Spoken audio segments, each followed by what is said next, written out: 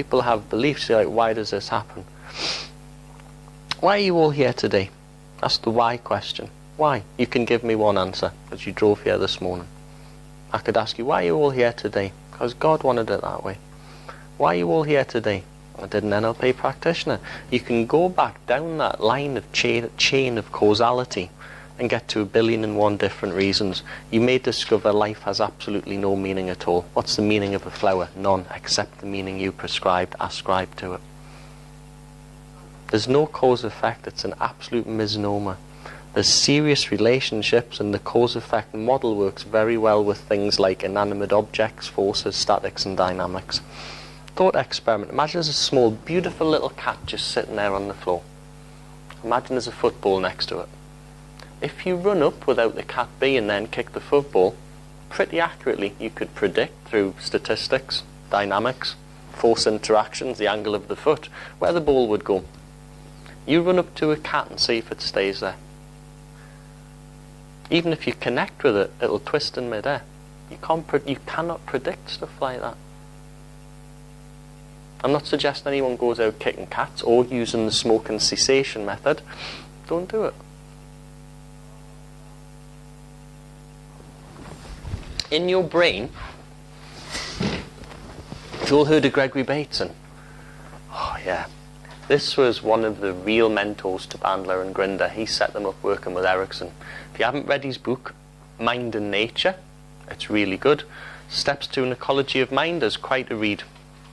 But Mind and Nature is lovely. Bateson postulates, and we have neurological research that backs this up, that the basic unit of learning is difference. Theme and difference. We'll come to that in a minute.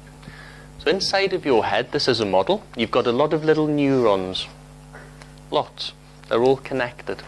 Once you get some sort of input signal in, being someone pressing on your skin, something that you see coming in through your eye, any one of your sense organs, stuff gets set in motion. And if the change, or if you like, if the electrical signal that goes between a neuron set is the same, nothing comes out. Yet if for some reason that the electric signal goes in between a group of them, and they're not the same coming out at the other end, you get some change, you get something measurable. Without change, there's nothing measurable, even at the small neuronal levels, the small little electric and biochemical signals that pass through you. It's all about difference. This is how we learn. Difference is the basic, most fundamental unit of learning. Difference.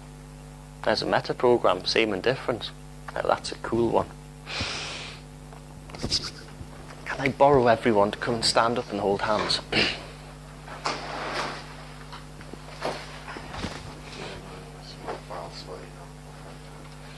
You've got foul, sweaty hands. You've got hands like a chicken. Chickens. Okay. Let's pretend we're on the inside. Do you want to... Wouldn't sure, isn't it? Let's pretend we're all a little bit of someone's brain. Or we're all part of a learning organisation. A learning perception. What I'm going to invite us to do is to like kind of move synchronously all together. In, out. Just like an anemone. That's right. Now I'm starting to do something else. Just pass it on when you feel it.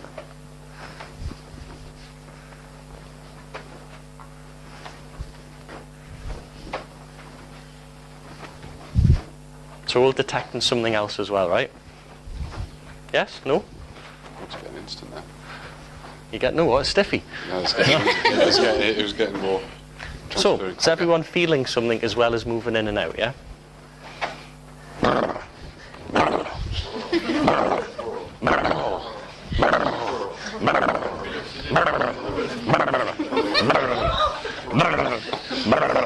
Learning's easy. Learning's easy. Learning's fun. Learning's fun and easy. Learning's fun and easy. Learning's fun and easy. Learning's fun. Learning's fun. Learning better programs is fun. Learning's fun and easy. Meta programs are easy.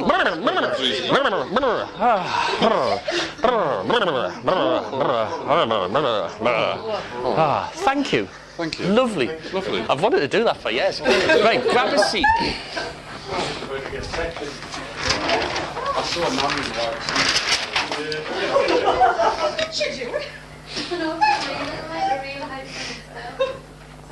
Oh, we can always delete that, can't we? Now, this is what's basically going on the inside of your brain. You've got lots of these little things together, loads of them. And, you know, like just like we are now, things are at rest. Just a state of, yeah, da-da-da-la, everything's good. And this is this frequency here. It's roughly between 2 and 18 hertz. This is like the resting frequency of the brain. A hertz means 1 cycle per second, or 1 impulse per second. When we were squeezing hands, that was probably about one every 2 or 3 seconds. And then suddenly, something happens. A difference is introduced, and if there's enough, you get a cascade effect. You ever played puggy machines where you stick change in and you pull the wheel and the wheels go around and you get 1 jackpot, 2 jackpot, 3 jackpot, 4 jackpot, and you hit the 5 and all of the change comes whooshing out. You hit the jackpot. At this point in your brain, you get a chemical called glutamate.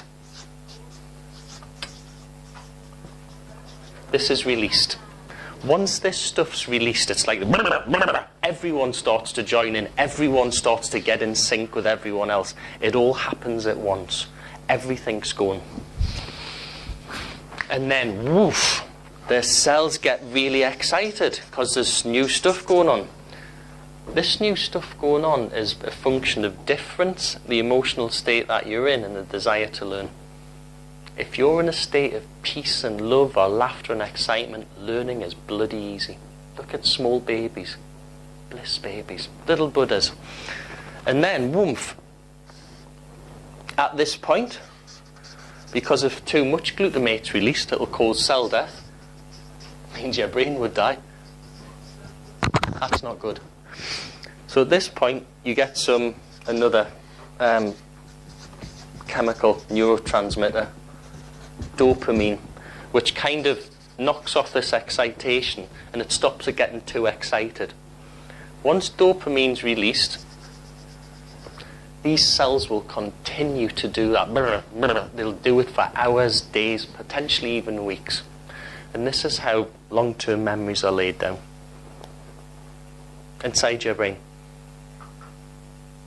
And the time it takes to grow a new set of dendrites, which is a new memory matrix, a new neurological model, a new pathway in your brain, from the time of getting new information to these things actually growing in your brain, clustering out, making new connections, multiple perceptions, multiple descriptions, to grow to solidify and be available for use is 15 minutes.